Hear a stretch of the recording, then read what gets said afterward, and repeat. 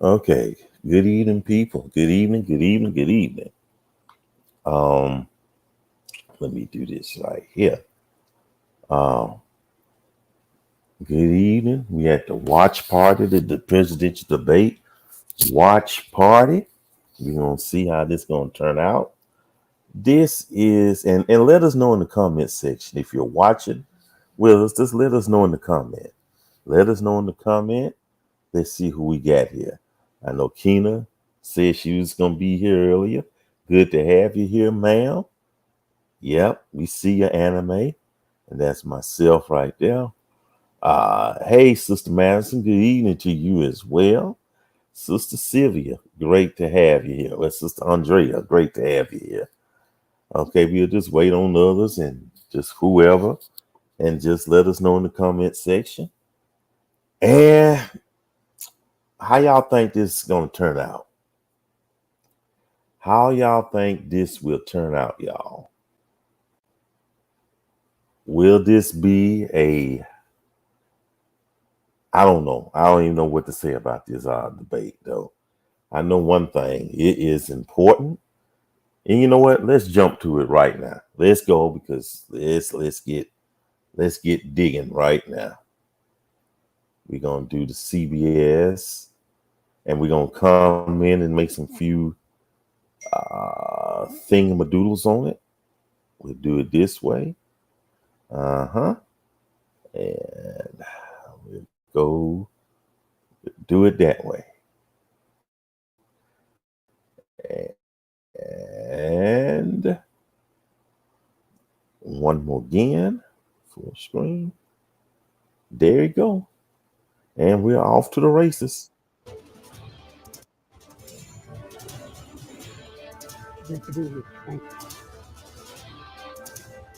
And please welcome the 45th President of the United States, Donald Trump.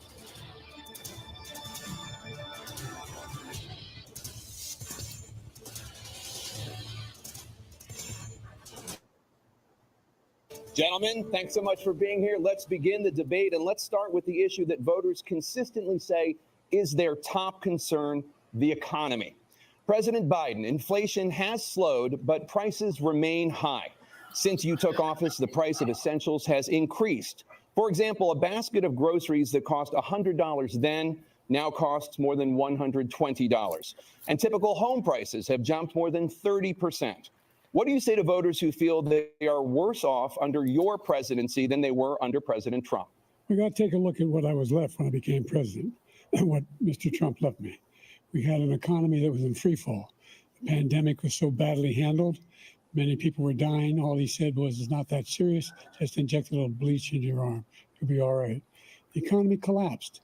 There were no jobs. Unemployment rate rose to 15%. It was terrible.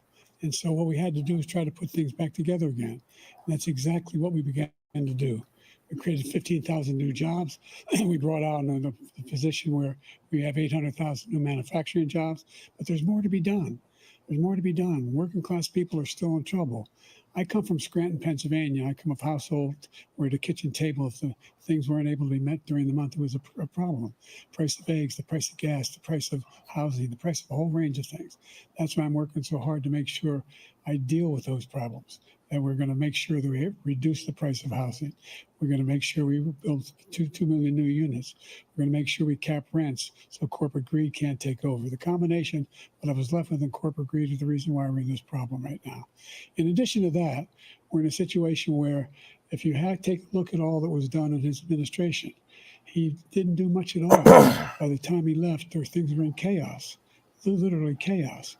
And so we put things back together. We created, I said, those jobs. We make sure we had a situation where we brought down the price of prescription drugs, which is a major issue for many people, to $15 for a insulin shot as opposed to $400.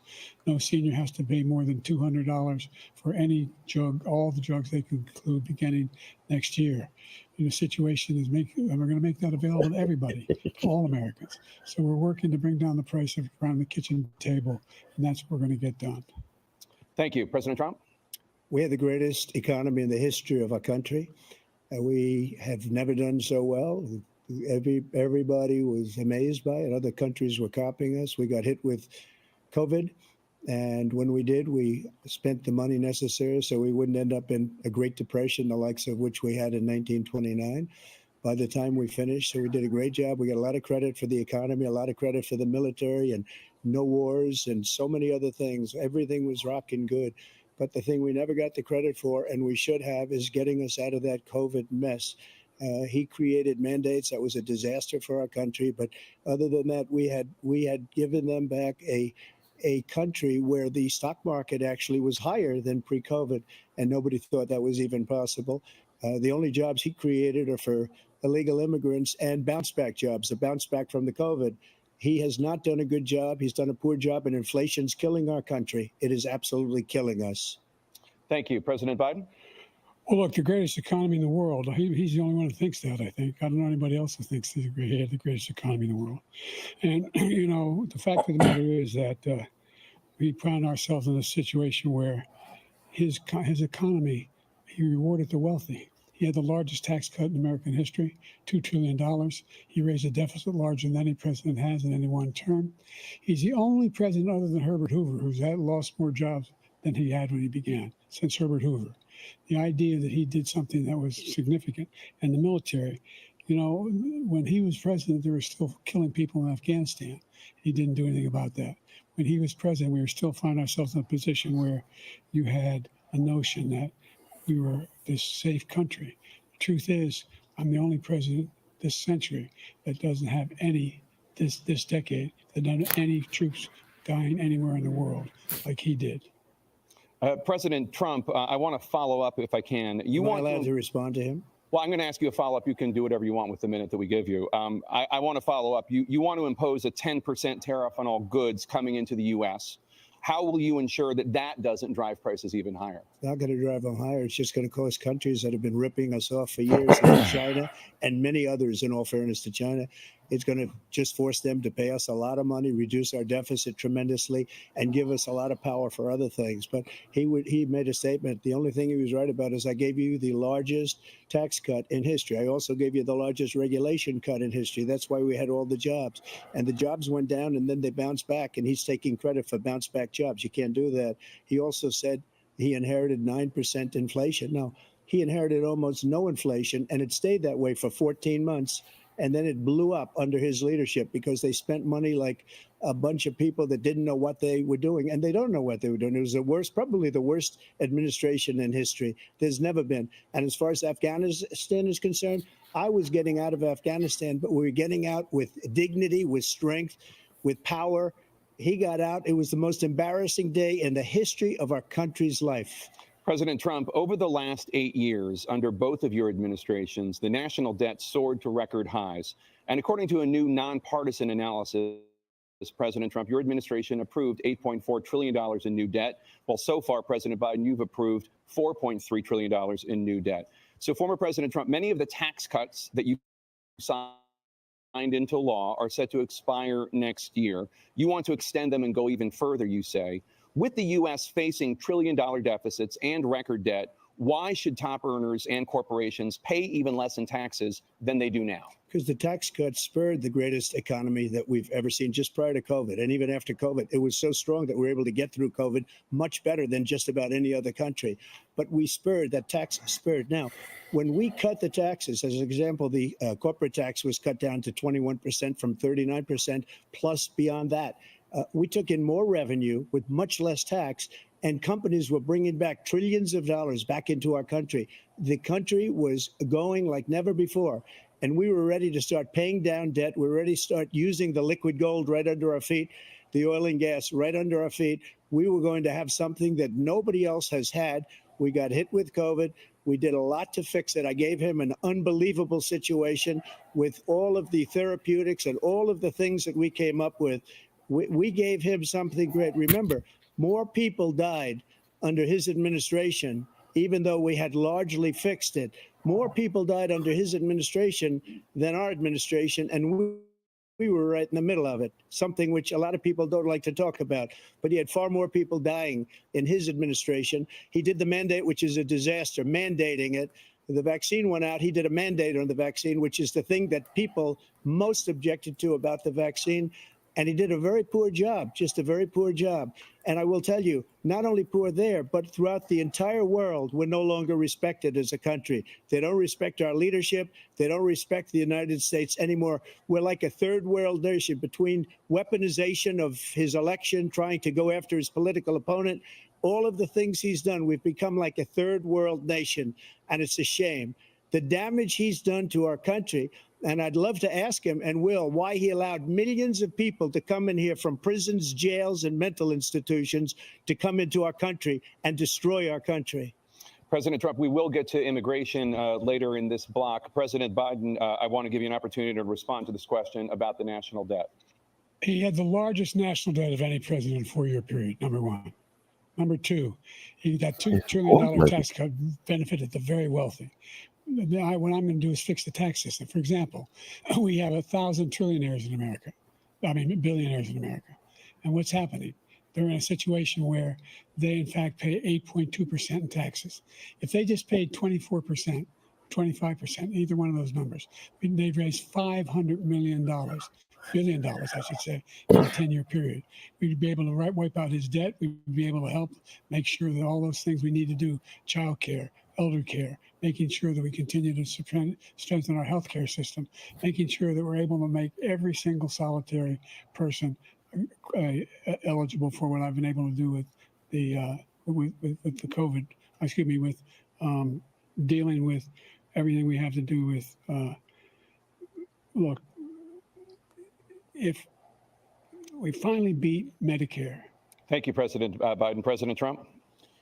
Well, he's right. He did beat Medicare. He beat it to death, and he's destroying Medicare because all of these people are coming in. They're putting them on Medicare. They're putting them on Social Security. They're going to destroy Social Security. This man is going to single-handedly destroy Social Security. These millions and millions of people coming in, they're trying to put them on Social Security. He will wipe out Social Security. He will wipe out Medicare. So he was right in the way he finished that sentence. And it's a shame. What's happened to our country in the last 4 years is not to be believed. Foreign countries, I'm friends with a lot of people. They cannot believe what happened to the United States of America. We're no longer respected. They don't like us. We give them everything they want, and they think we're stupid. They think we're very stupid people. What we're doing for other countries, and they do nothing for us. What this man has done is absolutely criminal. Thank you, President Trump. Dana?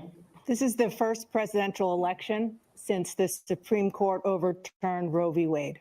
This morning, the court ruled on yet another abortion case, temporarily allowing emergency abortions to continue in Idaho, despite that state's restrictive ban. Former President Trump, you take credit for the decision to overturn Roe v. Wade, which returned the issue of abortion to the states. Correct. However, the federal government still plays a role in whether or not women have access to abortion pills. They're used in about 2/3 of all abortions. As president, would you block abortion medication? First of all, the Supreme Court just approved the abortion pill, and I agree with their decision to have done that, and I will not block it. And if you look at this whole question that you're asking, complex, but not really complex. 51 years ago, you had Roe v. Wade, and everybody wanted to get it back to the states. Everybody, without exception. Democrats, Republicans, liberals, conservatives, everybody wanted it back. Religious leaders. And what I did is I put 3 great Supreme Court justices on the court, and they happened to vote in favor of killing Roe v. Wade and moving it back to the states. This is something that everybody wanted. Now, 10 years ago or so, they started talking about how many weeks and how many this, and getting into other things. But every legal scholar throughout the world, the most respected, wanted it brought back to the states. I did that. Now the states are working it out. If you look at Ohio, it was a decision that was an end result. It was a little bit more liberal than you would have thought. Kansas, I would say the same thing. Texas is different. Florida is different. All making their own decisions right now. And right now, the states control it. That's the vote of the people.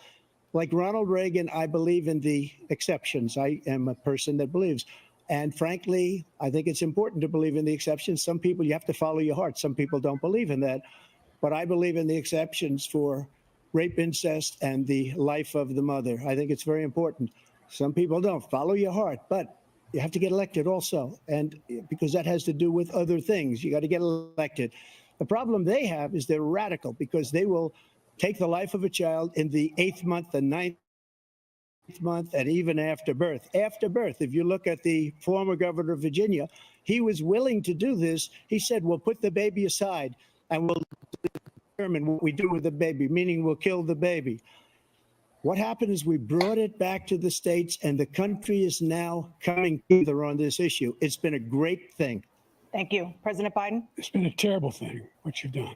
The fact is that the vast majority of constitutional scholars supported Roe when it was decided, supported Roe. And that's this idea that they're all against it is just ridiculous. And this is the guy who says the state should be able to have it. We're in a state where in 6 weeks, you don't even know whether you're pregnant or not, but you cannot see a doctor, have him decide on what your circumstances are, whether you need help. The idea that states are able to do this is a little like saying we're going to turn civil rights back to the states, let each state have a different rule. Look, there's so many young women who have been, including a young woman who just was murdered, and he went to the funeral. The idea that she was murdered by an immigrant coming in, they talk about that. But here's the deal: there's a lot of young women being raped by their in-laws, by their spouses, brothers and sisters, it's just ridiculous, and they can do nothing about it. And they try to arrest them when they cross state lines. Thank you. There have been many young women murdered by the same people he allows to come across our border. We have a border that's the most dangerous place anywhere in the world, considered the most dangerous place anywhere in the world. And he opened it up, and these killers are coming into our country, and they are raping and killing women. And it's a terrible thing. As far as the abortion is concerned, it is now back with the states. The states are voting. In many cases, it's frankly a very liberal decision. In many cases, it's the opposite. But they're voting, and it's bringing it back to the vote of the people, which is what everybody wanted, including the founders, if they knew about this issue, which frankly they didn't. But they would have. Everybody wanted brought back. Ronald Reagan wanted it brought back. He wasn't able to get it. Everybody wanted it brought back, and many presidents had tried to get it back. I was the one to do it. And again, this gives it the vote of the people, and that's where they wanted it. Every legal scholar wanted it that way. Staying on the topic of abortion, President Biden, 7 states, I'll let you do that. This is a topic. 7 states have no legal restrictions on how into a pregnancy a woman can obtain an abortion. Do you support any legal limits on how late a woman should be able to terminate a pregnancy? I supported Roe v. Wade, which had 3 trimesters. First time is between the woman and the doctor. Second time is between the doctor and an extreme situation. The third time is between the doctor, between the woman and the state. The idea that the politicians, that the founders wanted the politicians to be the ones making decisions about a woman's health is ridiculous. That's the last. No politician should be making that decision. A doctor should be making those decisions. That's how it should be run. That's what you're going to do. And if I'm elected, I'm going to restore Roe v. Wade. So that means he can take the life of the baby in the 9th month and even after birth, because some states, Democrat run, take it after birth. Again, the former governor of Virginia, put the baby down, then we decide what to do with it. So he's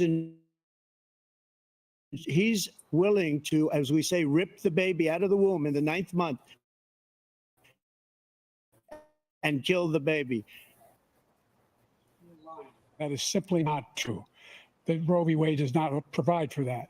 That's not the circumstance. Only if a woman's life is in danger, she's going to die. That's the only circumstance in which that can happen. But we are not for late-term abortion, period. Under Roe v. Wade, you have late-term abortion. You can do whatever you want, depending on the state. You can do whatever you want. We don't think that's a good thing. We think it's a radical thing. We think the Democrats are the radicals, not the Republicans. For 51 years, that was the law. 51 years, constitutional scholarship said it was the right way to go. 51 years, and it was taken away because this guy put very conservative members on the Supreme Court. He takes credit for taking it away. What's he going to do? What's he going to do, in fact, if the MAGA Republicans, he gets elected, and the MAGA Republicans control the Congress, and they pass a universal ban on abortion, period, across the board at 6 weeks or 7 or 8 or 10 weeks, something very, very conservative. Is he going to sign that bill? I'll veto it. He'll sign it. Thank you. Let's turn now to the issue of immigration and border security. President Biden, a record number of migrants have illegally crossed the southern border on your watch. Overwhelming border states and overburdening cities such as New York and Chicago, and in some cases causing real safety and security concerns. Given that, why should voters trust you to solve this crisis? Because we worked very hard to get a bipartisan agreement that not only changed all of that, it made sure that we are in a situation where you had no circumstance where they could come across the border with the number of border police there are now. We significantly increased the number of asylum officers. Significantly, by the way, the Border Patrol endorsed my position. In addition to that, we found ourselves in a situation where when he was president, he was separating babies from their mothers, putting them in cages, making sure the families were separated. That's not the right way to go. What I've done since I've changed the law, what's happened? I've changed it in a way that now you're in a situation where there are 40% fewer people coming across the border legally. That's better than when he left office. And I'm going to continue to move into on the total initiative relative to what we're going to do with more Border Patrol and more asylum officers. President Trump? I really don't know what he said at the end of that sentence. I don't think he knows what he said either. Look, we had the safest border in the history of our country. The border, all he had to do was leave it. All he had to do was leave it. He decided to open up our border, open up our country to people that are from prisons, people that are from mental institutions, insane asylum, terrorists. We have the largest number of terrorists coming into our country right now, all terrorists, all over the world, not just in South America, all over the world. They come from the Middle East, everywhere, all over the world, they're pouring in. And this guy just left it open. And he didn't need legislation because I didn't have legislation. I said, close the border. We had the safest border in history. In that final couple of months of my presidency, we had, according to Border Patrol, who is great, and by the way, who endorsed me for president, but I won't say that, but they endorsed me for president. Brandon, just speak to him. But look, we had the safest border in history. Now we have the worst border in history. There's never been anything like it. And people are dying all over the place, including the people that are coming up in caravans. Thank you, President Trump. President Biden? The only terrorist who's done anything crossing the border is one who came along and killed three, and his administration, killed an Al-Qaeda person coming in, and his administration, killed three American soldiers. That's the only terrorist that's there. I'm not saying that no terrorists ever got through, but the idea they're emptying their prisons, we're welcoming these people, that's simply not true. There's no data to support what he said. Once again, he's exaggerating, he's lying. President Trump, staying on the topic of immigration, you've said that you're going to carry out, quote, the largest domestic deportation in American history, unquote. Does that mean that you will deport every undocumented immigrant in America, including those who have jobs, including those whose spouses are citizens, and including those who have lived here for decades? And if so, how will you do it? Just 1 second. He said we killed 3 people.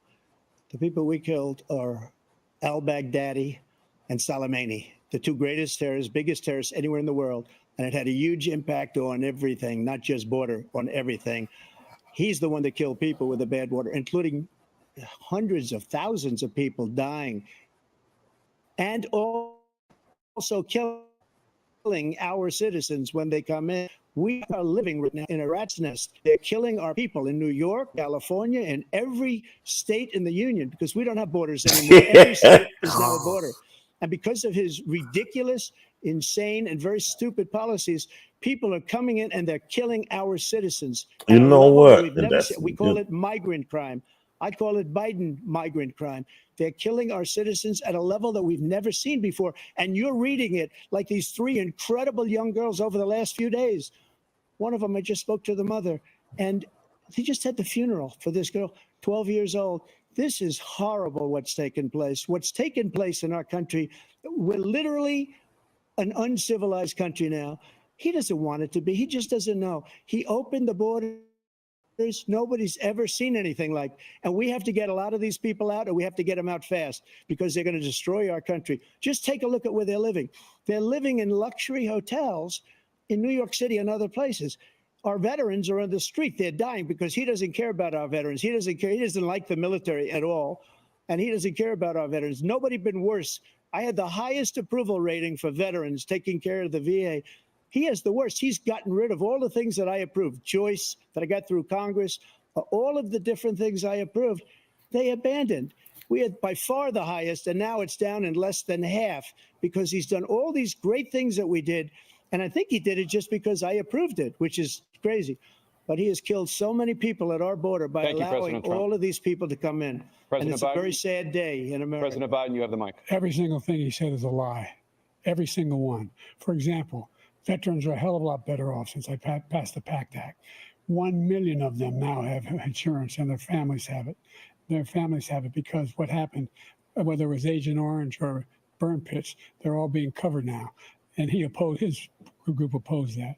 We're also in a situation where we have great respect for veterans. My son spent a year in Iraq, living right next to one of those burn pits, came back with stage 4 glioblastoma. I was recently in France for D-Day, and I spoke all about those heroes that died. I went to the World War I cemetery he refused to go to. He was standing with his 4-star general, and he told me, he said, I don't want to go in there because they're a bunch of losers and suckers. My son was not a loser, was not a sucker. You're a sucker. You're the loser. First of all, that was a made-up quote, suckers and losers. They made it up. It was in a third-rate magazine that's failing, like many of these magazines. He made that up. He put it in commercials. We've notified him. We had 19 people that said I didn't say it. And think of this. Who would say I'm at a cemetery or I'm talking about our veterans? Because nobody's taken better care. I'm so glad this came up and he brought it up.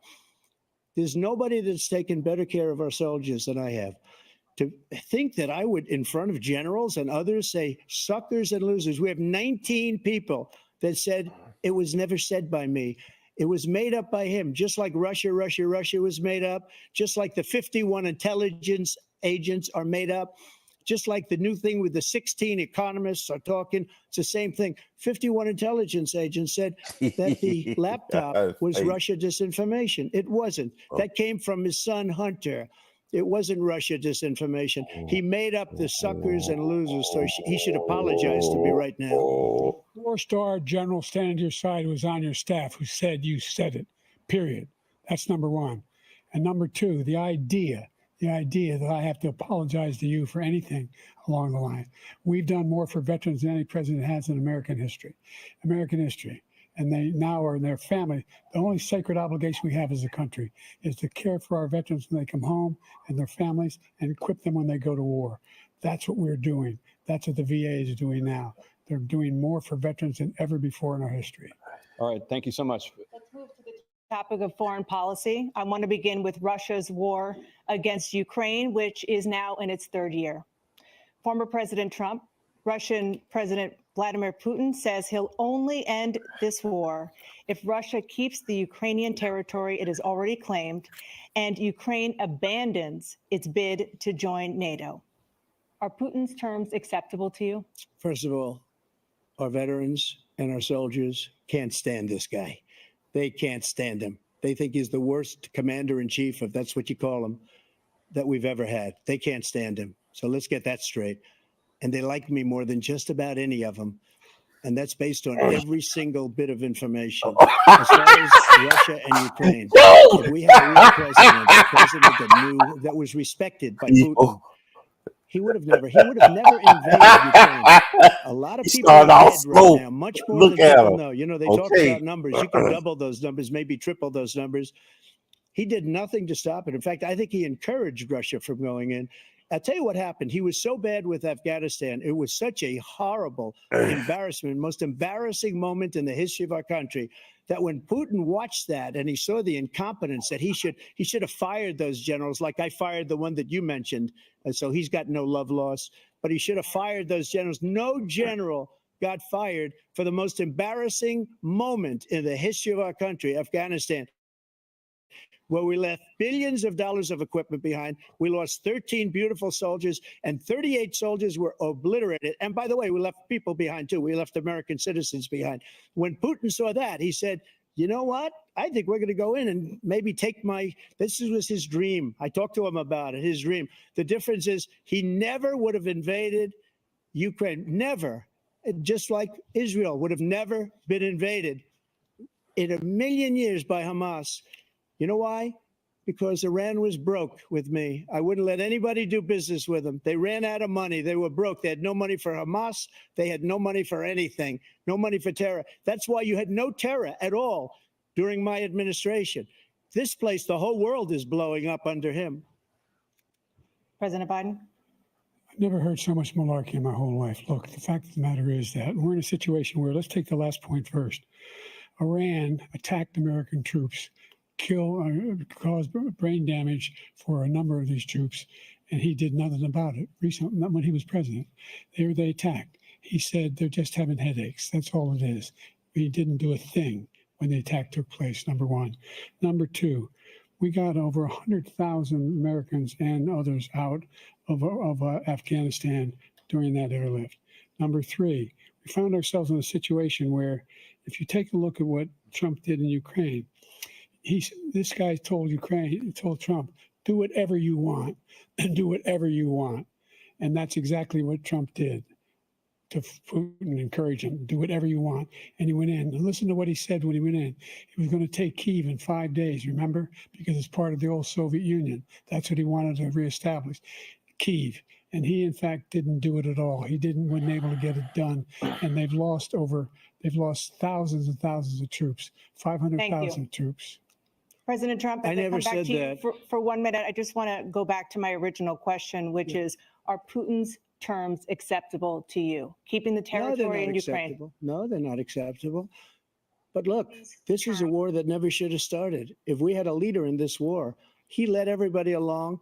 He's given $200 billion now or more to Ukraine. He's given $200 billion. That's a lot of money. I don't think there's ever been anything like it. Every time that Zelensky comes to this country, he walks away with $60 billion. He's the greatest salesman ever.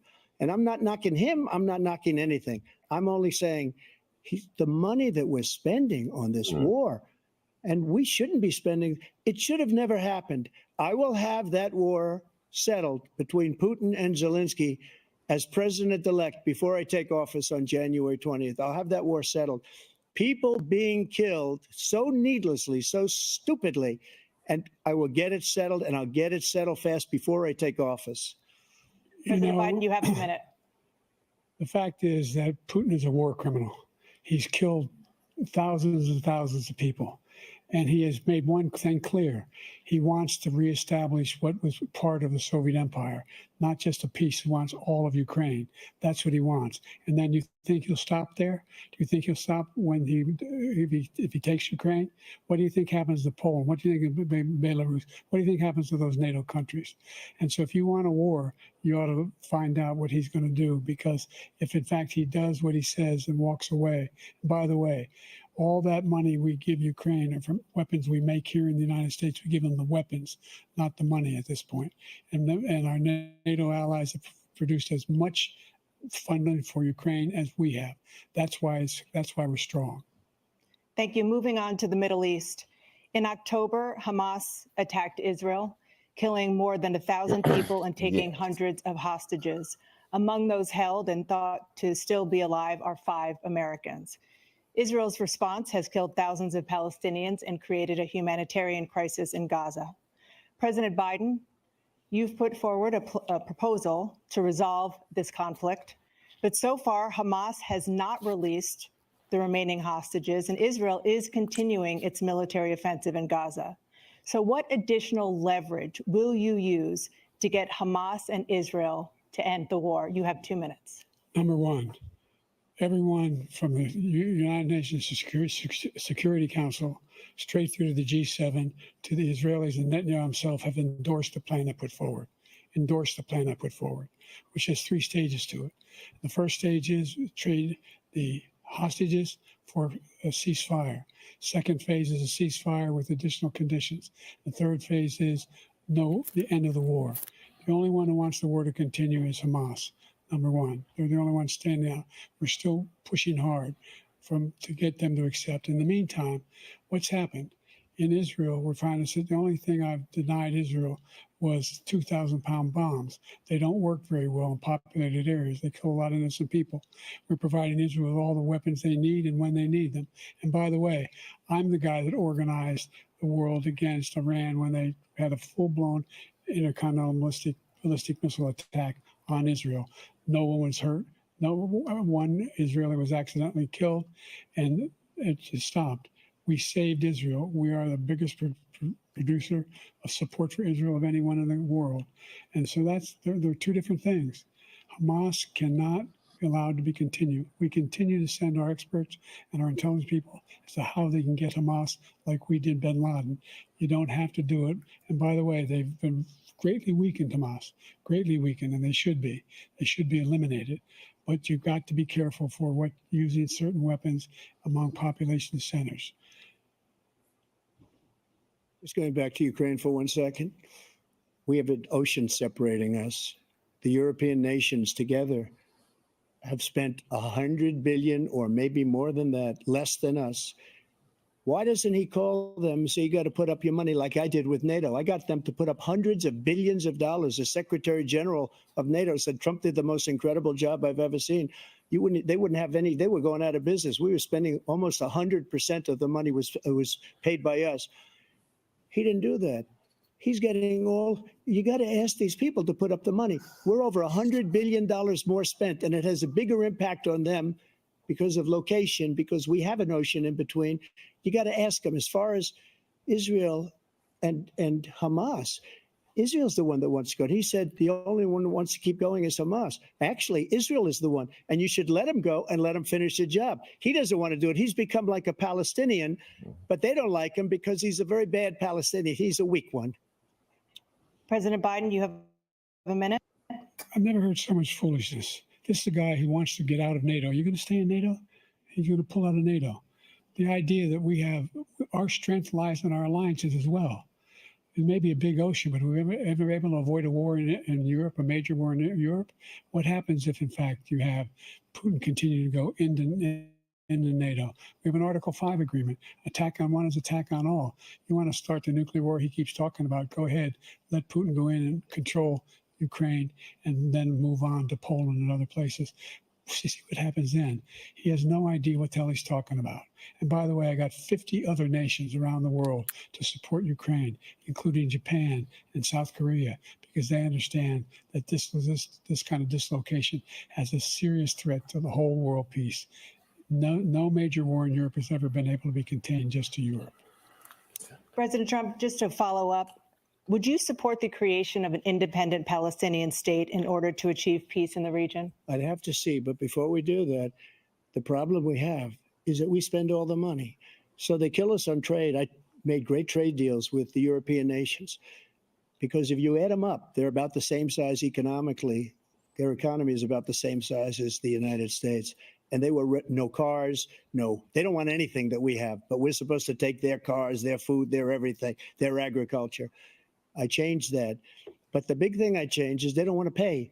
And the only reason that he can play games with NATO is because I got them to put up hundreds of billions of dollars. I said, and he's right about this, I said, no, I'm not going to support NATO if you don't pay.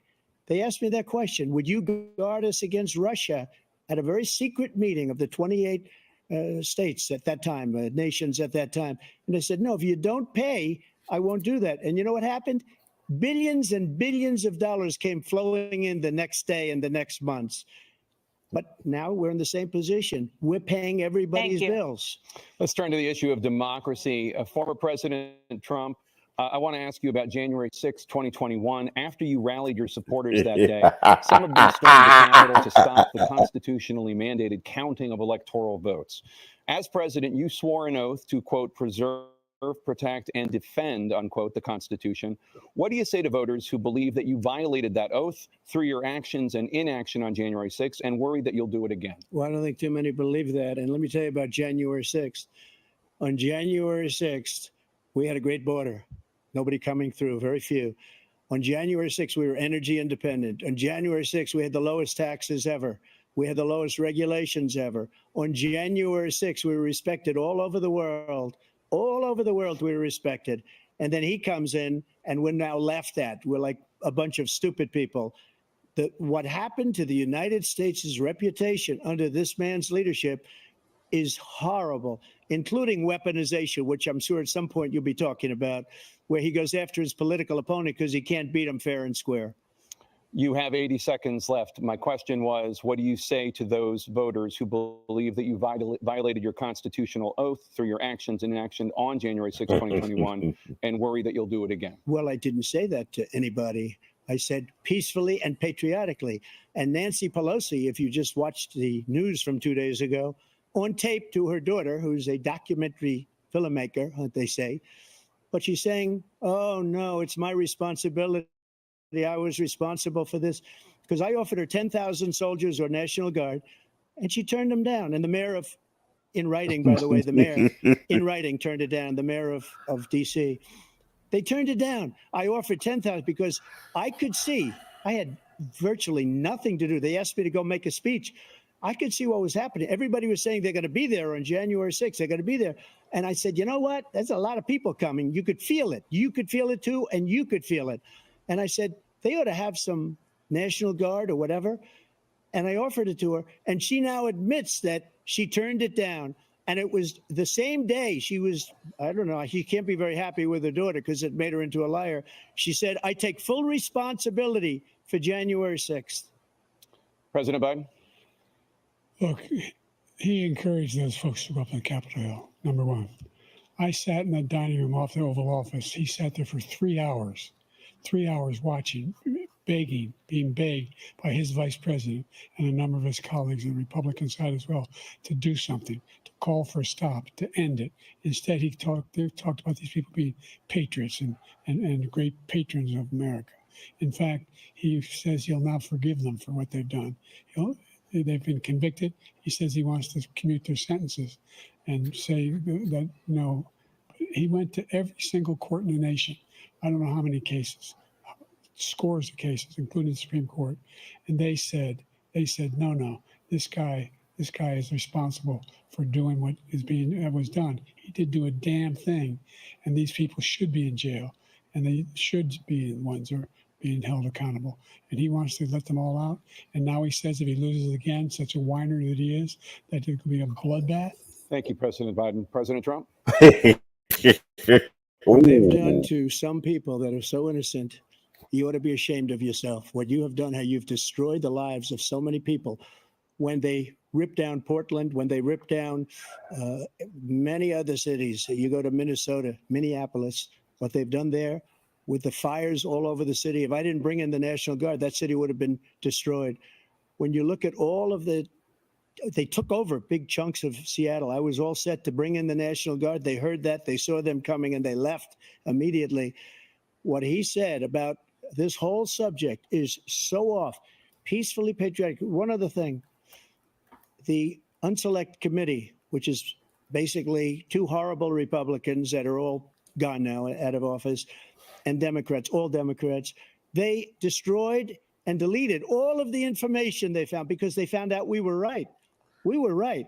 And they deleted and destroyed all of the information. They should go to jail for that. If a Republican did that, they'd go to jail. Thank you, President Trump. President Biden, I want to give you a minute. The only person on this stage is a convicted felon is the man I'm looking at right now. And the fact Damn! what he's telling you is simply not true. The fact is that there was no effort on his part to stop what was going on up in Capitol Hill. And all those people, every one of those who were convicted, deserves to be convicted. The idea that they didn't kill somebody, just went in and broke down doors, broke the windows, occupied offices, turned over desks, turned over statues. The idea that those people are patriots, come on. I asked him the first two debates we had, first time around. I said, will you denounce the Proud Boys? He said, no, I'll tell them to stand by. The idea he's refusing to, will you denounce? He did. We denounce the people we're talking about now. We denounce the people who attacked that Capitol. What are you going to do? Come on. I'm going to give you a minute, President Trump, Come for on. a follow-up question I have. After a jury convicted you of 34 felonies last month, you said if reelected, you would, quote, have every right to go after, unquote, your political opponents. You just talked about members of the Select Committee on January 6th going to jail. Your main political opponent is standing on stage with you tonight. Can you clarify exactly what it means about you feeling you have every right to go after your political opponents? Well, I said my retribution is going to be success. We're going to make this country successful again, because right now it's a failing nation. My retribution is going to be success. But when he talks about a convicted felon, his son is a convicted felon at a very high level. His son is convicted, going to be convicted probably numerous other times. Should have been convicted before, but his Justice Department let the statute of limitations lapse on the most important things. But he could be a convicted felon as soon as he gets out of office. Joe could be a convicted felon with all of the things that he's done. He's done horrible things. All of the death caused at the border, telling the Ukrainian people that we're going to want $1 billion or you change the prosecutor. Otherwise, you're not getting $1 billion. If I ever said that, that's quid pro quo. That we're not going to do anything. We're not going to give you $1 billion unless you change your prosecutor, having to do with the son. This man is a criminal. This man, you're lucky. You're lucky. I did nothing wrong. We'd have a system that was rigged and disgusting. I did nothing wrong. Thank you, President Trump. President Biden, you have said, I'm coming right to you, sir. You want to respond? Go ahead. I'll give you a minute to respond. The idea that I did anything wrong relative to what you're talking about is outrageous. It's simply a lie, number one. Number two, the idea that you have a right to seek retribution against any American just because you're president is wrong. It's simply wrong. No president's ever spoken like that before. No president in our history has spoken like that before. Number three, the crimes that you are still charged with, and think of all the civil penalties you have. How many billions of dollars do you owe in civil penalties for molesting a woman in public, for doing a whole range of things, of having sex with a porn star on the night while your wife was pregnant? I mean, what are you talking about? Joe. You have the morals of an alley cat. Joe. Take a minute, sir. I didn't have sex with a porn star, number one. Number two, that was a case that was started and moved. They moved a high-ranking official, a DOJ, into the Manhattan DA's office to start that case. That case is going to be appealed and won. We had a very terrible judge, a horrible judge, Democrat. The prosecutor were all high-ranking Democrats, appointed people, and both the civil and the criminal. He basically went after his political opponent because he thought it was going to damage me. But when the public found out about these cases, because they understand it better than he does, he has no idea what these cases are. But when they found out about these cases, you know what they did? My poll numbers went up, way up. You know that because you're reporting it. And we took in more money in the last 2 weeks than we've ever taken in the history of any campaign. I don't think any campaign has ever taken. Hundreds of millions of dollars came pouring in because the public knows it's a scam and it's a guy that's after his political opponent because he can't win fair and square. Thank you, President Trump. President Biden, you have said, quote, Donald Trump and his MAGA Republicans are determined to destroy American democracy. Do you believe that the tens of millions of Americans who are likely to vote for President Trump will be voting against American democracy? The more they know about what he's done, yes. The more they know about what he's done. And there's a lot more coming. He's got a lot of cases down the road coming around. He's got a whole range of issues. I don't know what the juries will do. But I do know he has a real problem. And so the fact that, could you ever think you hear any president say that I'm going to seek retribution? Do you ever hear any presidents say that I thought Hitler had some good ideas? What got me involved in the first place after I decided in Iraq, because of Iraq, I said I wasn't going to run He always slurs. until I saw what happened in Charlottesville, Virginia. People coming out of the woods carrying swastikas on torches, and singing the same anti-Semitic bile they sang in Germany. And the young woman got killed. I spoke to the mother, and they asked him. They said, "What do you think of those people? The ones who got killed, the one who tried to stop it, and the ones he said, I think they're fine people on both sides." What American president would ever say? Nazis coming out of fields, carrying torches, singing the same anti-Semitic bile, carrying swastikas. We're fine people. And this is a guy who says he so said that. He so said He that. thinks Hitler's done. That's what He he said. so This said guy that. has no sense of American He democracy. so said that, Joe. President Trump. Jake, both of you know that story has been totally wiped out because when you see the sentence, it says Go ahead, Joe. 100% exoneration on this. So he just keeps it going. He says he ran because of Charlottesville. He didn't run because of Charlottesville. He ran because it was his last chance. He's not equipped to be president. You know it, and I know it. It's ridiculous. We have a debate. We're trying to justify his presidency. His presidency, he's without question the worst president, the worst presidency in the history of our country. We shouldn't be having a debate about it. There's nothing to debate. He made up the Charlottesville story, and you'll see it. Oh, he did. Every reasonable anchor has debunked it. And just the other day, it came out where it was fully debunked. It's a nonsense story. He knows that, and he didn't run because of Charlottesville. He used that as an excuse to run. President Biden? And debunked. It happened. All you have to do is listen to what was said at the time. And the idea that somehow that's the only reason I ran. Y'all done woke his ass. I was worried a guy like this guy could get elected. If he thought they were good people coming out of that forest, carrying those woods, carrying those torches, He didn't deserve to be president. He sat there and said that. And the idea that he's talking about all this being He fabricated. stood there and said we saw what that. happened on January 6th. We saw the people breaking through the windows. We saw people occupying his own vice president. Look, there's a reason why 40 of his 44 top cabinet officers refused to endorse him this time. His vice president hasn't endorsed him this time. So why? Why? They know him well. They serve with him. Why are they not endorsing him? Thank you, President Biden. We're going to be right back with more from the CNN presidential debate.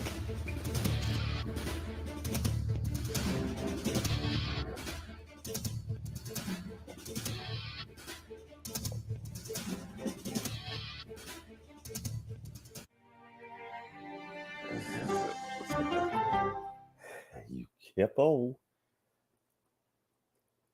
Wait a minute. Coming up, our series. Wait a minute. Tom, is that you working the camera? Keep What leaning are out you- of your.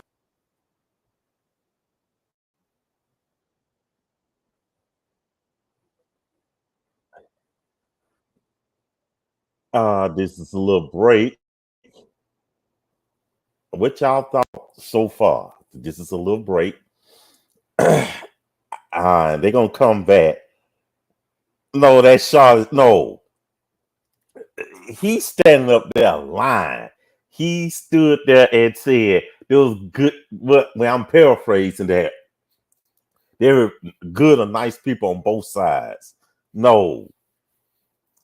But what I was about to say, and while we're waiting for him to come back, President Biden woke up, y'all. He started off bad. I'm not gonna lie. Cringy. It was like, oh my goodness, what's gonna happen? But the look on his face, and I'm trying to be down the middle and unbiased. I really am. But the fact that he went to telling them lies and the look on the president's face, that was hilarious, y'all. That was hilarious. What say y'all? How's it going so far? If you were to, yeah, go ahead. Yeah, he done woke up now. The look on his face.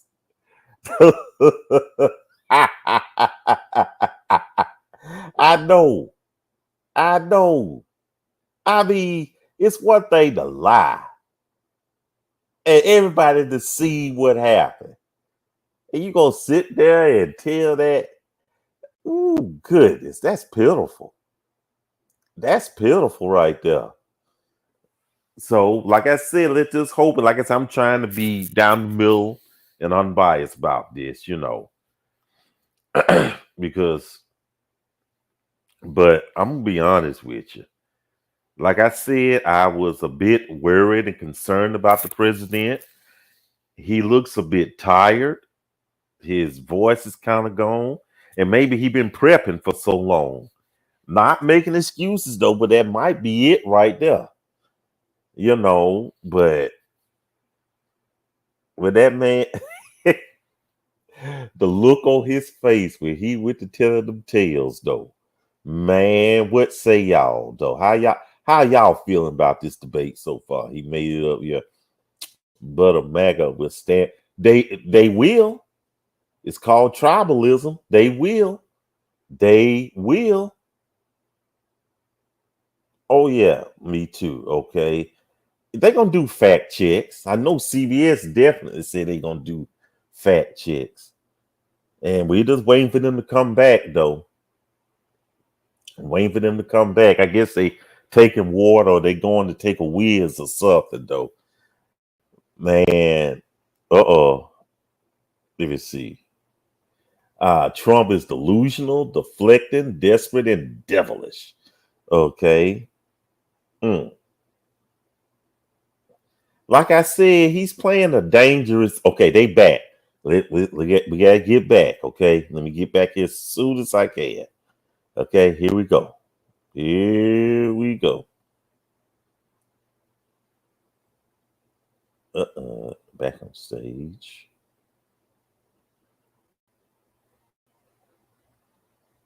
Related causes, and Black Americans are imprisoned at 5 times the rate of white Americans. What do you say to Black voters who are disappointed that you haven't made more progress? They acknowledge they made a lot of progress, number one. The fact of the matter is there's more small Black businesses that have been started than any time in history. Number two, the wages of Black unemployment is the lowest level it's been in a long, long time. Number three, we're providing housing for Black Americans and dealing with the segregation that exists among these corporate corporations that collude to keep people out of their houses. And in addition to that, we find that the impact on the choice that Black families have to make relative to child care is incredibly difficult.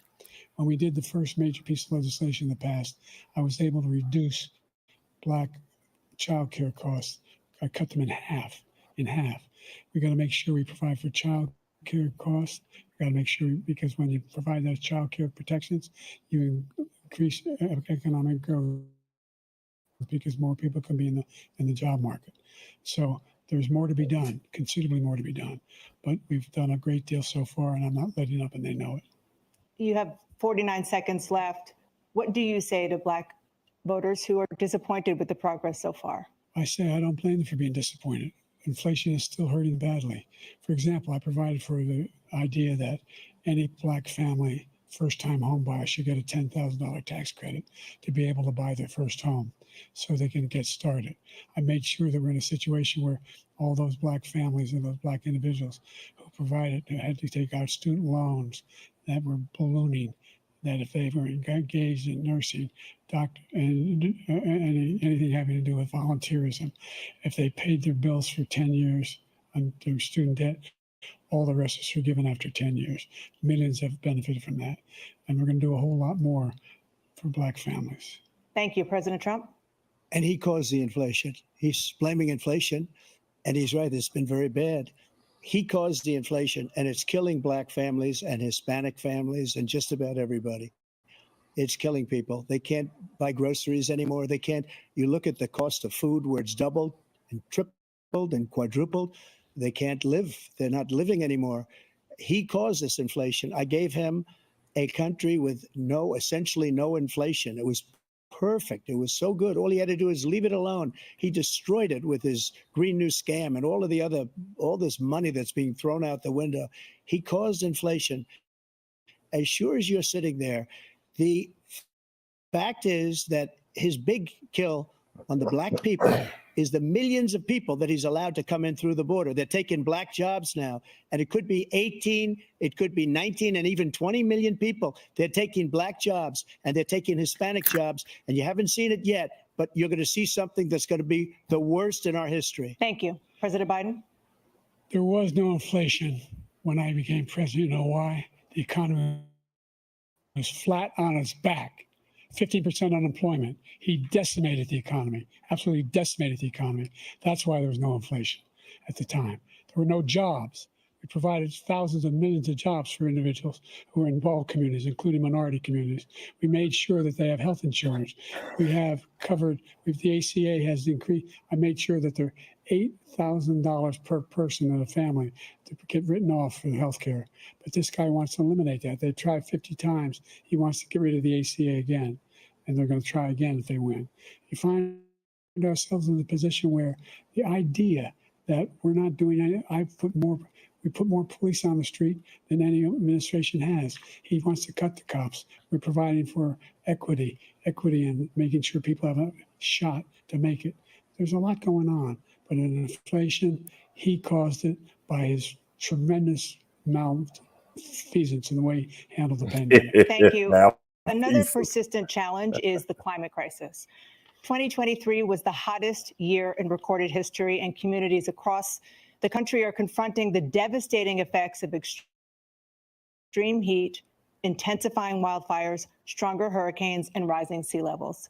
Former President Trump, you've vowed to end your opponent's climate initiatives, but will you take any action as president to slow the climate crisis? Well, let me just go back to what he said about the police, how close the police are to him. Almost every police group in the nation from every state is supporting Donald J. Trump, almost every police group.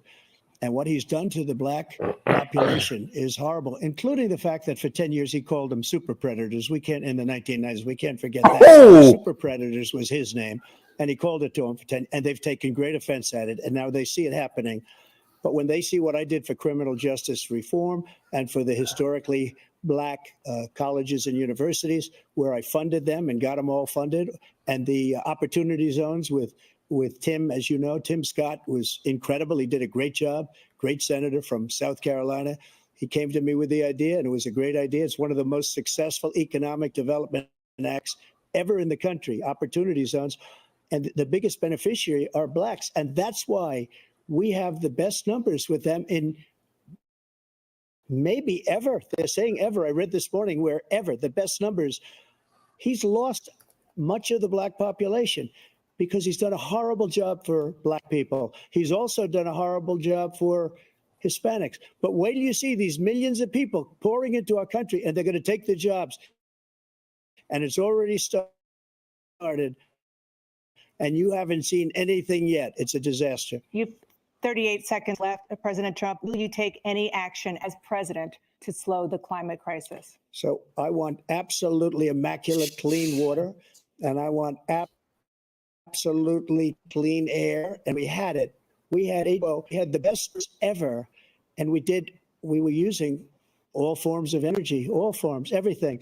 And yet during my 4 years, I had the best environmental numbers ever. And my top environmental people gave me that statistic just before I walked on the stage, actually. I don't know where the hell he's been. The idea that anything he said is true. I've passed the most extensive climate change legislation in history. We find ourselves, and by the way, black colleges. I came up with $15 billion for HBCUs, historic black universities and colleges, because they don't have the kind of contributors that they have to build these laboratories and the like. Any black student is capable in college of doing any white student can do. They just don't have the money, but now they'll be able to get those jobs in high tech. We're in a situation where the idea that he is claiming to have done something that had the cleanest water, he hadn't done a damn thing for the environment. He pulled out of the Paris Peace Accord, Climate Accord. I immediately joined it because if we reach 1.5 degrees Celsius at any one point, there's no way back. The only existential threat to humanity is climate change, and he didn't do a damn thing about it. He wants to undo all that I've done.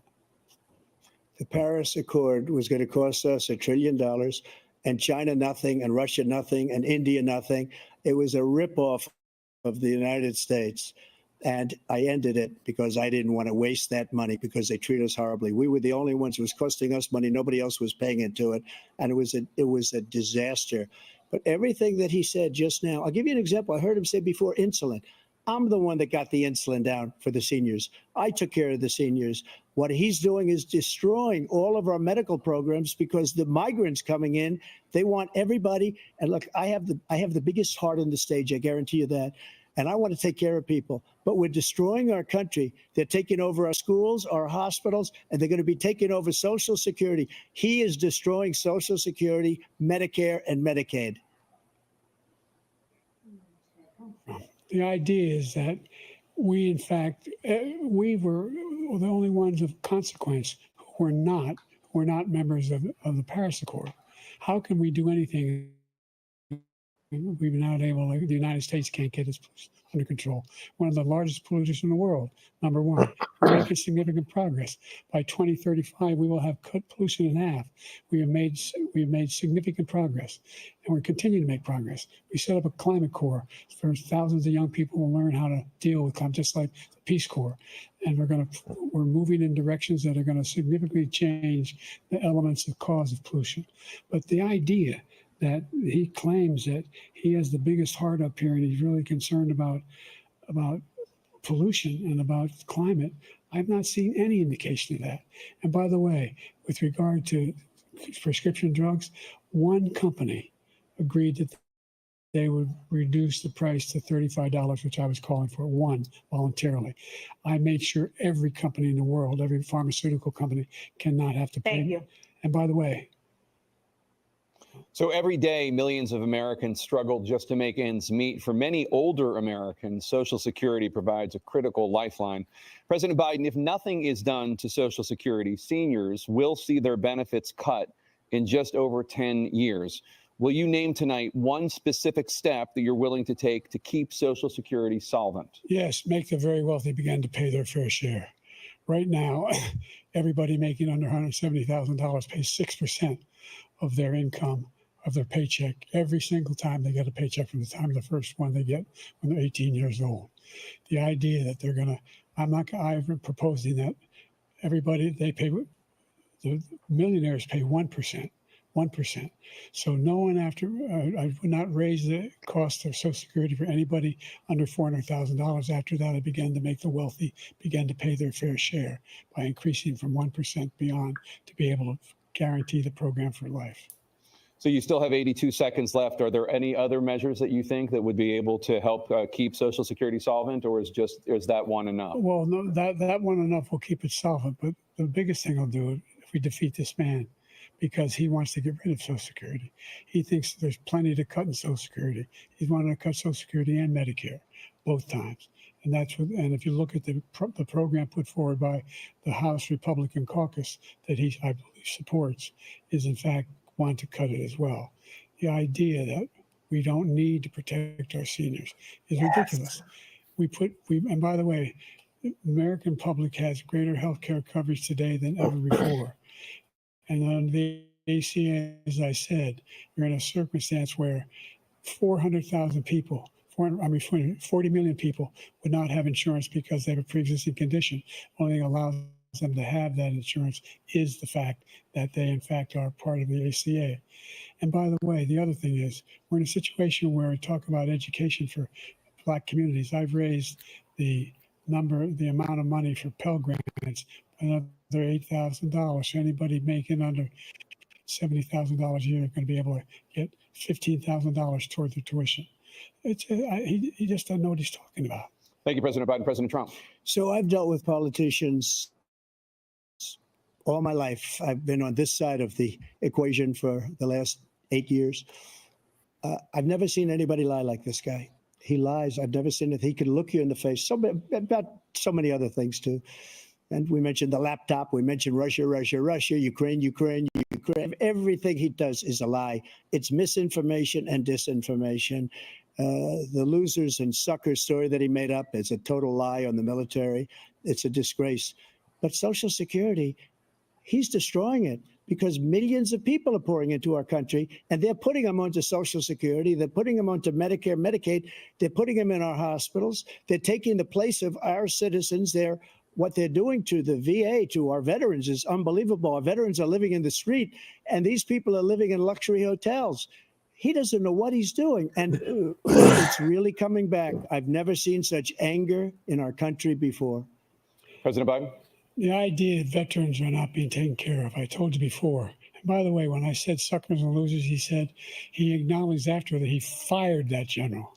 That general got fired because he's the one that acknowledged that that's what he said. He was the one standing with Trump when he said it, number one. Number two, the idea that we're going to be in a situation where all these millions and millions, the way he talks about it, illegal aliens are coming into the country and taking away our jobs. There's a reason why we have the fastest growing economy in the world, the reason why we have the most successful economy in the world. we're doing better than any other nation in the world. And by the way, those 15 Nobel laureates he talked about being phony, those 15 Nobel laureates, economists, they all said that if Trump is reelected, we're likely to have a recession and inflation is going to increasingly go up. And by the way, worst president in history, 159 presidential scholars voted him the worst president in the history of the United States of America. President Biden, thank you so much. Let's turn to the cost of child care, which many American families struggle to afford. President Trump, both you and President Biden have tried to address this issue, but the average cost of child care in this country has risen to more than $11,000 a year per child. For many families, the cost of child care for 2 children is more than their rent. In your second term, what would you do to make child care more affordable? Just to go back, the general got fired because he was no good. And if he said that, that's why he made it up. We have 19 people that said I didn't say it, and they're highly respected, much more so than him. The other thing is, he doesn't fire people. He never fired people. I've never seen him fire anybody, but I did fire a lot. I fired Comey because he was no good. I fired a lot of the top people at the FBI, drained the swamp. They were no good. Not easy to fire people. You'd pay a price for it, but they were no good. I inherited these people. I didn't put him there. I didn't put Comey there. He was no good. I fired him.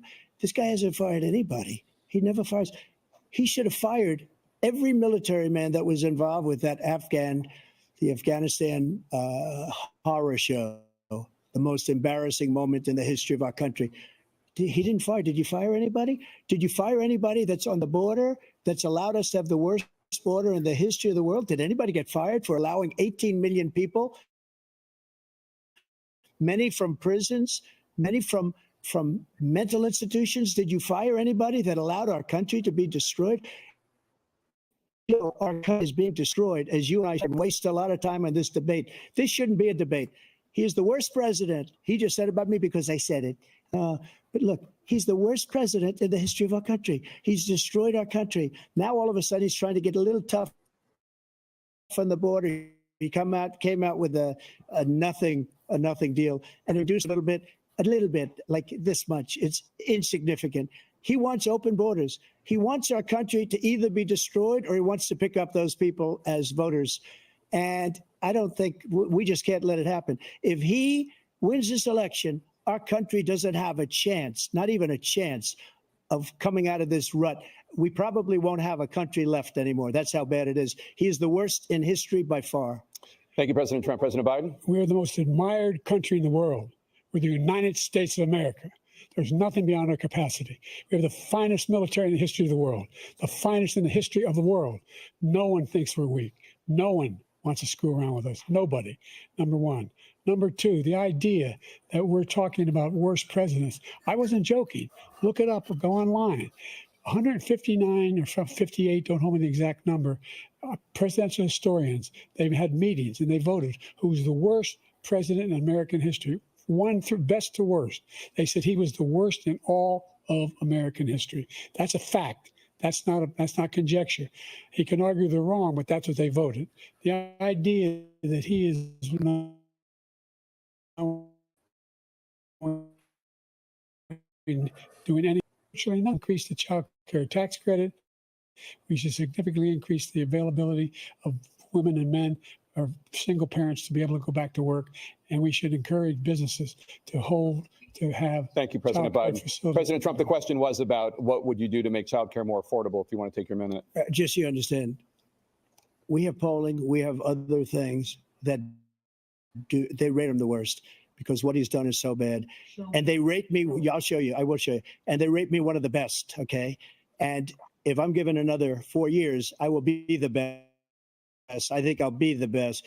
Nobody's ever created an economy like us. Nobody ever cut taxes like us.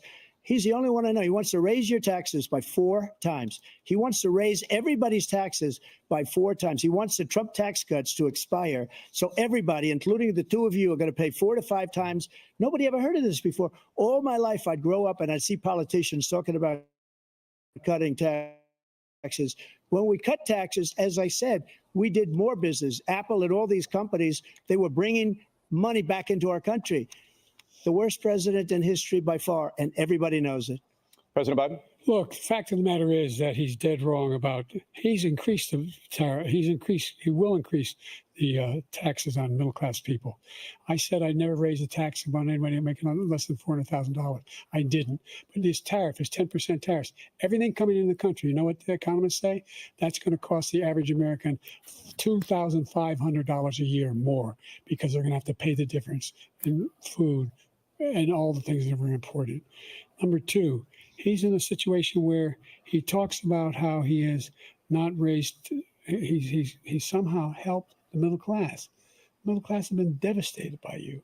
Now you want a new tax cut of $5 trillion over the next 10 years, which is going to fundamentally bankrupt the country. You had the largest deficit of any president in American history, number one. Number two, you have not, in fact, made any contact, any progress with China. We are at the lowest trade deficit with China since 2010. Thank you, President Biden. You lost. Thank you, President Biden. Let's discuss an epidemic impacting millions of Americans that both of you have made a top priority in your first term, the opioid crisis. And for both of you, the number of overdose deaths in this country has gone up. Under your term, it went up. Under your term, it has gone up. Former President Trump, despite the efforts that both of you have made, more than 100,000 Americans are dying from overdoses every year, primarily from fentanyl throes of addiction, who are struggling to get the treatment they need. To finish up, we now have the largest deficit in the history of our country under this guy. We have the largest deficit with China. He gets paid by China. He's a Manchurian candidate. He gets money from China. So I think he's afraid to deal with them or something.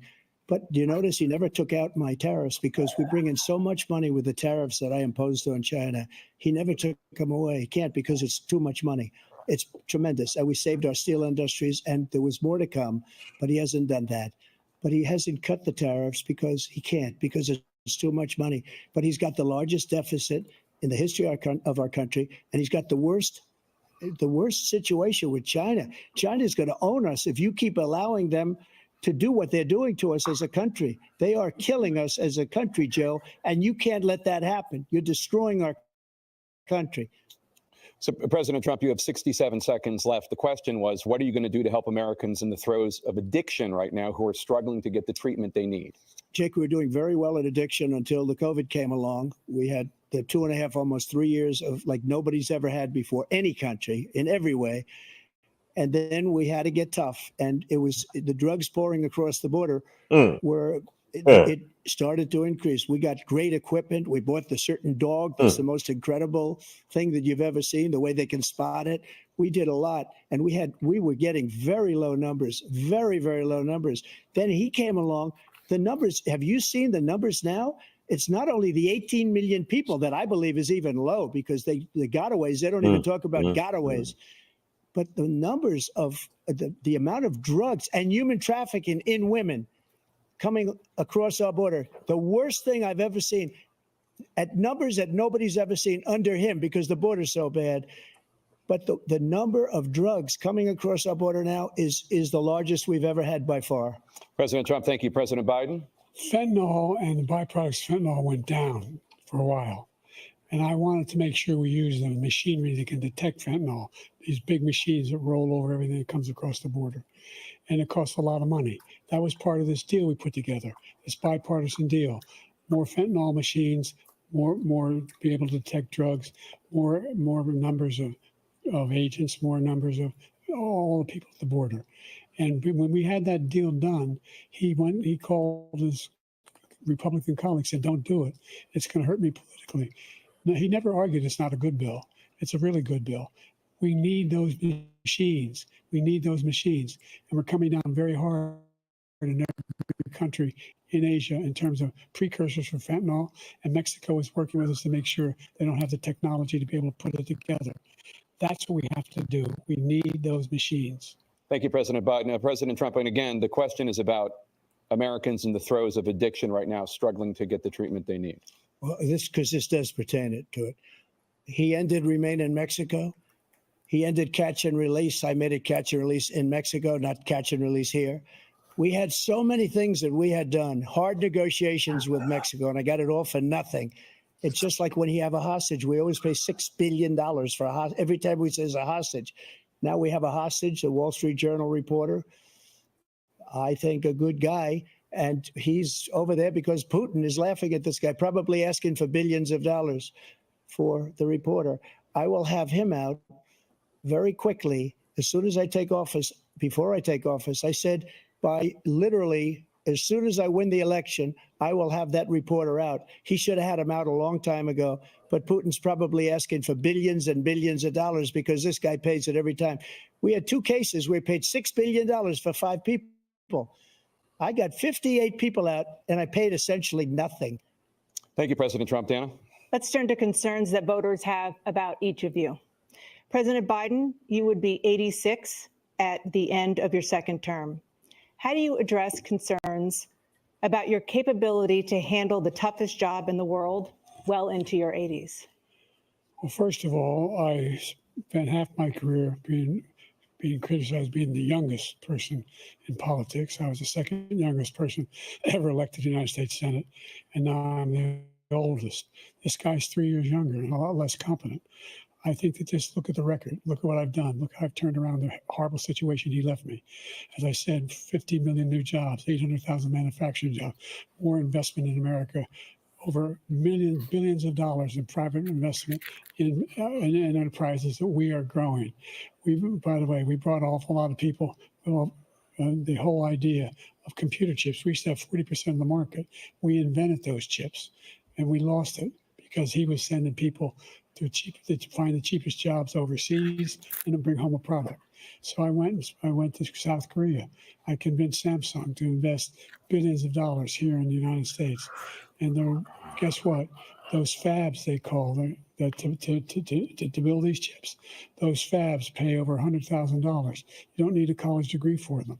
And there's billions, about $40 billion already being invested and being built right now in the United States, creating significant jobs for Americans from all over the world. President Biden, you have 40 seconds left. Would you like to add anything? Yeah, I would. The idea that somehow we are this failing country. I never heard a president talk like this before. We're the envy of the world. Name me a single major country president who wouldn't trade places with the United States of America for all our problems and all our opportunities. We're the most progressive country in the world in getting things done. We're the strongest country in the world.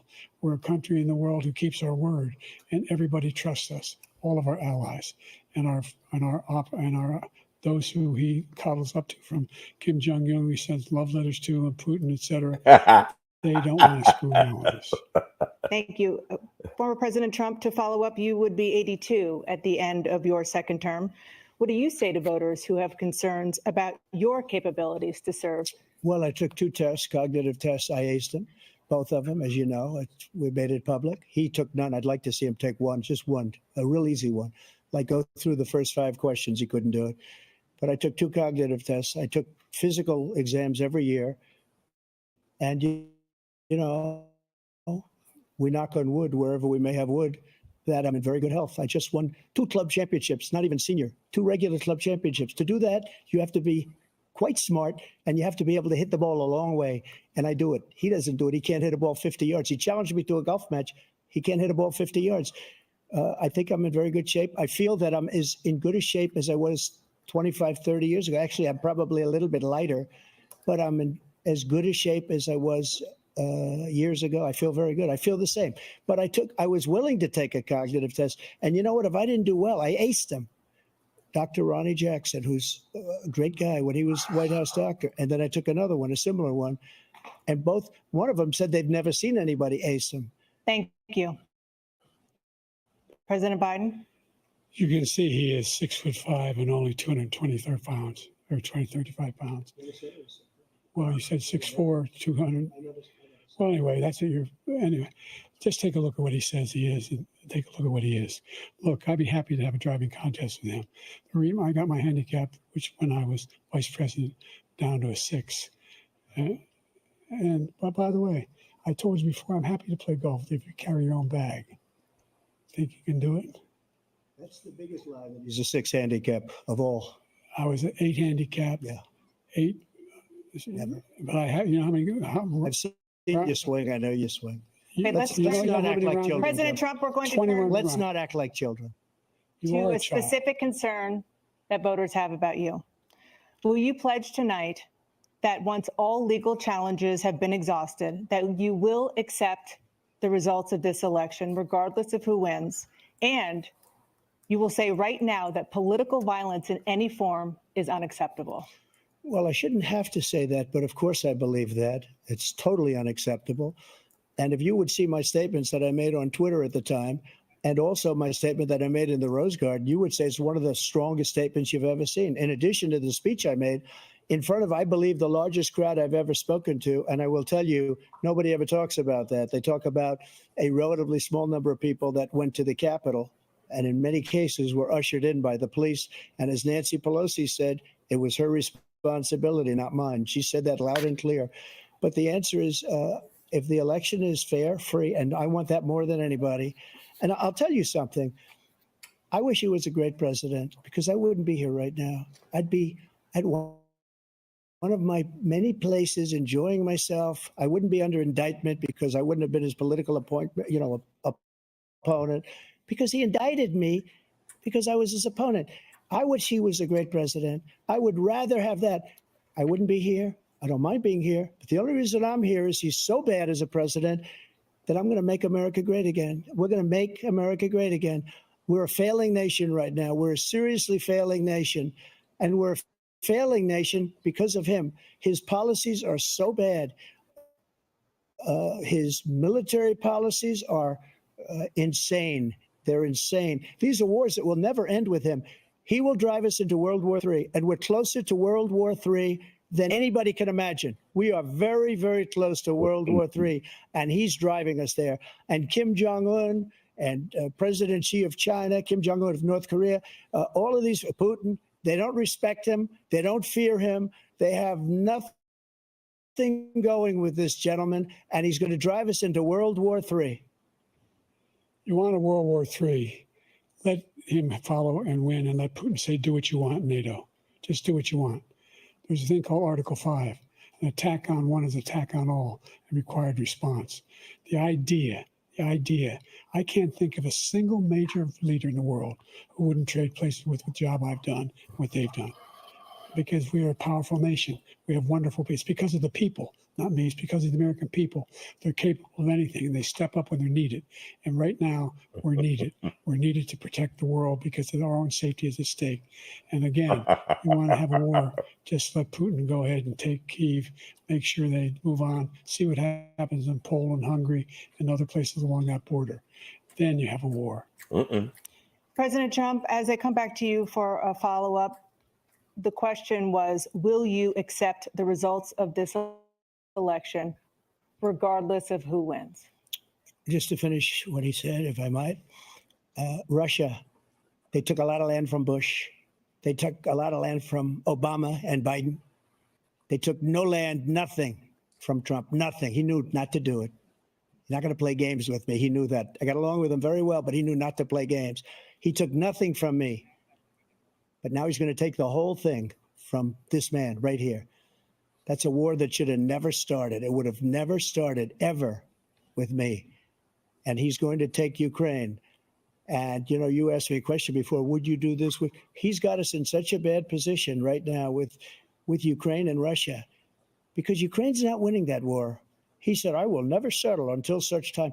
They're running out of people. They're running out of soldiers. They've lost so many people. It's so sad. They've lost so many people, and they've lost those gorgeous cities with the golden domes that are 1,000 years old, all because of him and stupid decisions. Russia would have never attacked if I were President Trump, president. the question was, will you accept the results of the election, regardless of who wins? Yes or no, please. If it's a fair and legal and good election, absolutely. I would have much rather accepted these, but the fraud and everything else was ridiculous. And if you want, we'll have a news conference on it in a week, or we'll have another one of these in a week. But I will absolutely, there's nothing I'd rather do. It would be much easier for me to do that than I'm running again. I wasn't really going to run until I saw the horrible job he did. He's destroying our country. I would be very happy to be someplace else in a nice location someplace. And again, no indictments, no political opponent stuff, because it's the only way he thinks he can win. But unfortunately, it's driven up my numbers and driven them up to a very high level because the people understand it. Well, let's see what your numbers are when this election is over. Let's see. You're a whiner. When you lost the first time, you continued, you appealed and appealed to courts all across the country.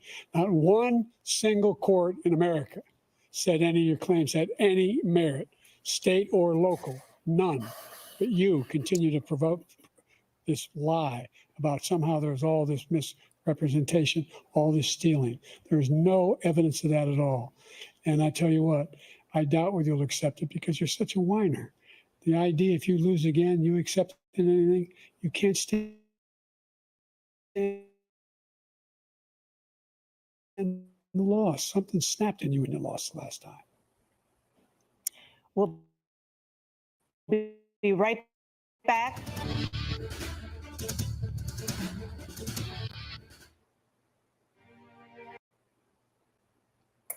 Woo! Well.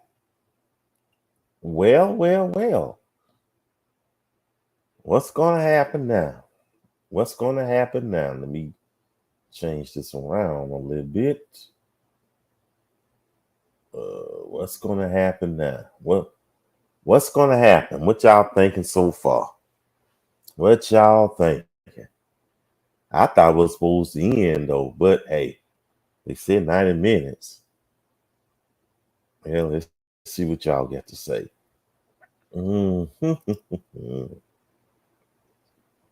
Yeah. That smile, he looks like a frog when he do that old goofy smile. You know that? Oh boy. Well, is this debate going the way y'all thought it was gonna go? How did y'all think? And I still stick with what I said. Biden started off pretty weak. I will not lie. I was a little worried about him. Well, no, I was a lot worried about him. But he seemed to have gotten much better. And Trump was actually doing better at first.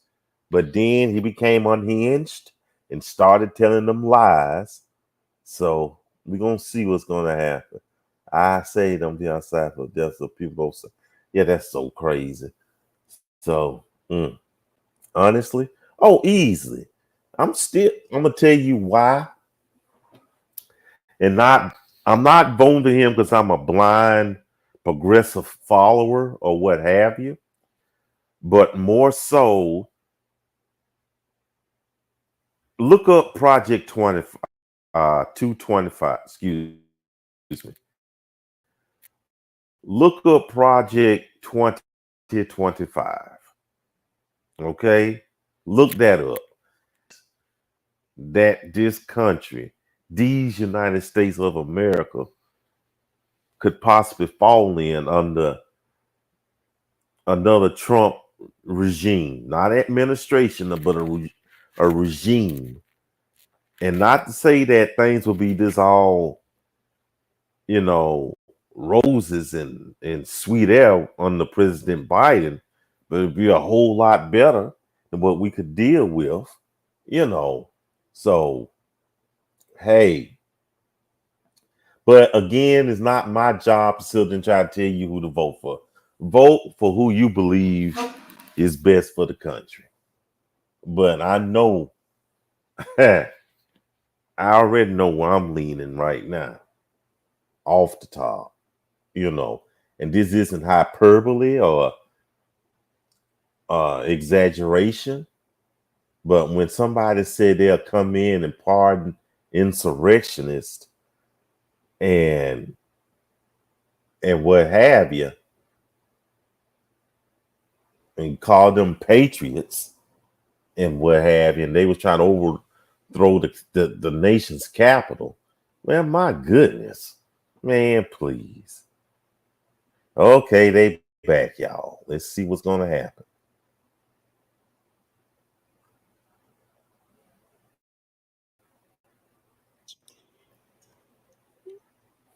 We've made significant progress from the debacle that was left by President Trump in his last term. We find ourselves in a situation where, number one, we have to make sure that we have a fair tax system. I ask anyone out there in the audience or anyone out watching this debate, do you think the tax system is fair? The fact is that I said nobody even making under $400,000 had a single penny increase in their taxes and will not. And if I'm reelected, that'll be the case again. But this guy has increased your taxes because of the deficit, number one. He's increased inflation because of the debacle he left after the way he handled the pandemic. And he finds himself in a position where he now wants to tax you more by putting a 10% tariff on everything that comes into the United States of America. What I did, for example, he wants to get rid of the ability of Medicare for us to be able to negotiate drug prices with the big pharma companies. Well, guess what? We got it down to $35 for insulin instead of $400. No more than $2,000 for every senior, no matter how much prescription they need. You know what that did? That reduced the federal debt by $160 billion over 10 years because the government doesn't have to pay the exorbitant prices. I'm going to make that available to every senior all along. It's happening now, and everybody in America. He wants to get rid of that. I'm going to make sure that we have child care. We're going to significantly increase the credits people have for child care. I'm going to make sure we do something about what we're doing on lead pipes and all the things that are causing health problems for people across the country. We're going to continue to fight to bring down inflation and give people a break. Thank you, President Biden. President Trump, you now have 2 minutes for your closing statement. Like so many politicians, this man is just a complainer. He said, we want to do this, we want to do that, we want to get rid of this tax, that tax. But he doesn't do anything. All he does is make our country unsafe by allowing millions and millions of people to pour in. Our military doesn't respect him. We look like fools in Afghanistan. We didn't stop Israel. It was such a horrible thing that would have never happened. It should have never happened. Iran was broke. Anybody that did business with Iran, including China, they was broke. They had no money for Hamas or Hezbollah, for terror, no money whatsoever. Again, Ukraine should have never happened. He talks about all this stuff, but he didn't do it. For 3.5 years, we're living in hell. We have the Palestinians and we have everybody else rioting all over the place. You talk about Charlottesville. This is 100 times Charlottesville, 1,000 times. The whole country is exploding because of you, because they don't respect you, and they have to respect their president, and they don't respect you throughout the world. What we did was incredible. We rebuilt the military. We got the largest tax cut in history, the largest regulation cut in history. The reason he's got jobs is because I cut the regulations that gave jobs, but he's putting a lot of those regulations back on. All of the things that we've done, nobody's never seen anything like, even from a medical standpoint, right to try, where we can try space age materials instead of going to Asia or going to Europe and trying to get when you're terminally ill. Now you can go and you can get something. You sign a document. They've been trying to get it for 42 years.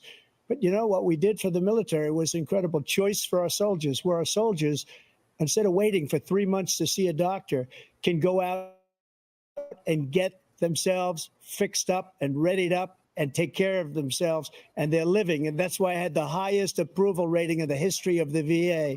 So all of these things, we're in a failing nation, but it's not going to be failing anymore. We're going to make it great again. Thank you, former President Trump, President Biden. Stay with us because we have full analysis of this debate. Anderson Cooper and Aaron Burnett starts now on CNN.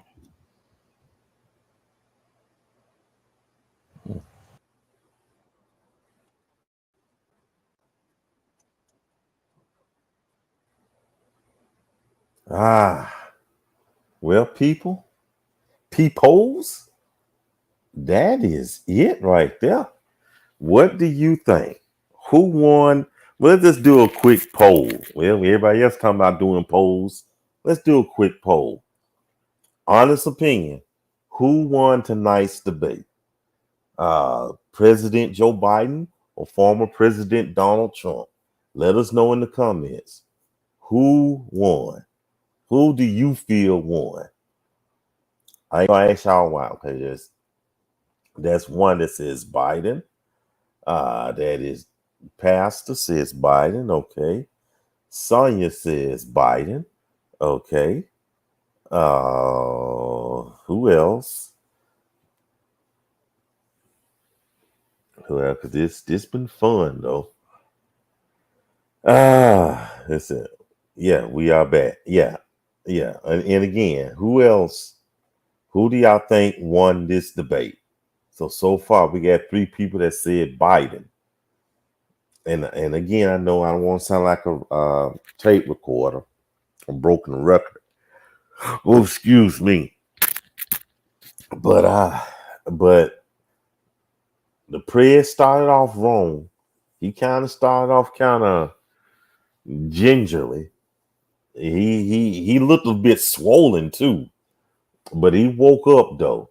Once them eyes get big though, and looking crazy. Yeah. Kimberly says, okay, I hear you. I hear you. Okay. President Biden. No, thank you for tuning in. Thank you. You're quite welcome, but thank y'all for tuning in. Thank y'all for tuning in. This was a last minute situation right here. I just decided to do this at the last minute. Well, I think that's it, y'all. Thank y'all so much for tuning in.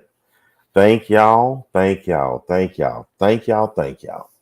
And I think nothing else, y'all. Like we see in church, y'all. Hey, Chandra. Okay, she says the president won. Okay. Well, if nothing else, y'all stand up and consider yourselves dismissed. Okay, shake somebody's hand. Okay, y'all take care. Good night.